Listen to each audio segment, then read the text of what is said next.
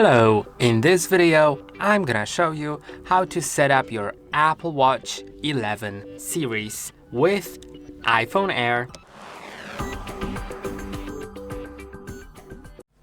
The first thing to do is to turn the Apple Watch on by pressing and holding on the button that is below the crown. You can see this side button that's below the crown. You need to press and hold on it to turn the Apple Watch on.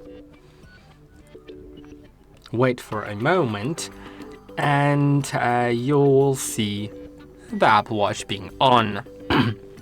Now there is a high chance that you will see a pop-up at the bottom of your screen to set up your Apple Watch. But if you don't see it, it's not a problem because you can just open the Apple Watch app that is right there.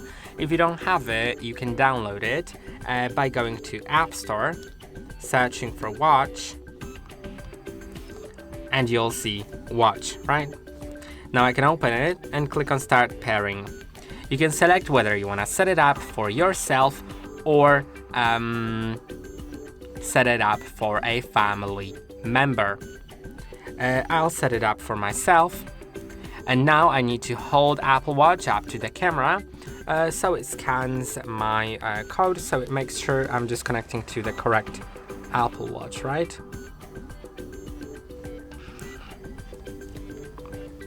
And now I can restore it from backup because I already have a backup of an Apple Watch, but I'll set it up as new. You can select whether you're gonna wear it on your left or your right wrist. And now,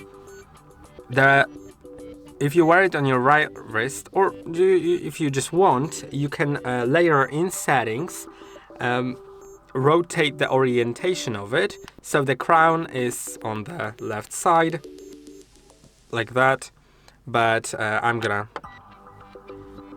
leave it normally with the crown being on the right side and with having it on my left hand. Now it's setting the language. It'll take a moment.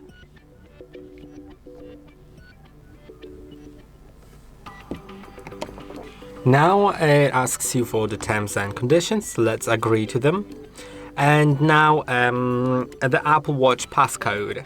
And I'll show you an example of the passcode on the Apple Watch I'm currently wearing. You can see it doesn't have a passcode right now because it's on my wrist. It doesn't ask me for the passcode. When I take it off my wrist, you can see now it is locked. So it asks me for the passcode. If I put it back on my wrist, it still asks me for the password when it's been put on my wrist, but once I enter the passcode, you'll see that it's unlocked and it'll stay unlocked until I take it off again.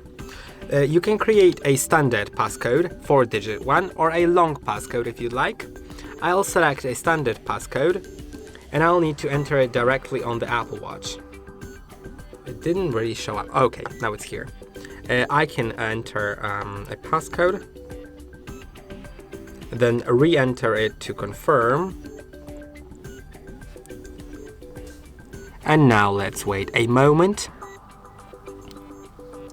You can change the size of the text on your Apple Watch to make it larger or smaller. The smaller, of course, will fit more on the screen, but the larger one is easier to read. I'll leave it on the suggested one, and I can enable bold text or disable it, then click on continue. Now here it says that if on your iPhone location services are enabled, Find My iPhone is enabled, Siri is enabled, and analytics and improvements are enabled, then they also will be enabled on the Apple Watch because these settings are shared between devices. Let's click on OK, and now you can personalize your fitness and health, which is basically changing your date of birth, and all the other data about you, so your Apple Watch knows that and gives you as accurate as possible fitness and health data. Also, if you're using a wheelchair, then instead of steps, it'll use pushes for activity tracking. Now click on continue. Now you can enable or disable noise levels measuring. It'll measure the noise levels and tell you when it's bad for your hearing.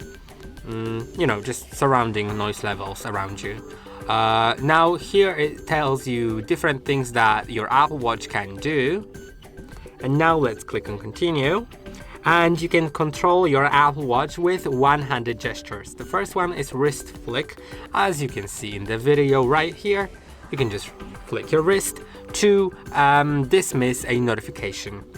Double tap is also a one-handed gesture. You can just use your hand that you have your Apple Watch on and tap like that in order to answer a call, reply to a message, see your smart stack, and more. Let's click on continue. And now you have depth. You can enable showing depth when submerged. So if you're diving, then your Apple Watch will automatically open the depth app and tell you how deep under the water you are. Or you can just disable it so it doesn't open automatically, only opens when you actually turn it on manually. Now it's signing into my Apple account, so it'll take a moment, and I'll get back to you. Now you can see the Apple Watch is syncing and it will take a moment, so I'll also get back to you after that. You can see like it's going around here and there. It's not really very visible, but if you squint your eyes, you're gonna see. And now it's done. So let's click on done, and on the Apple Watch we can click on start.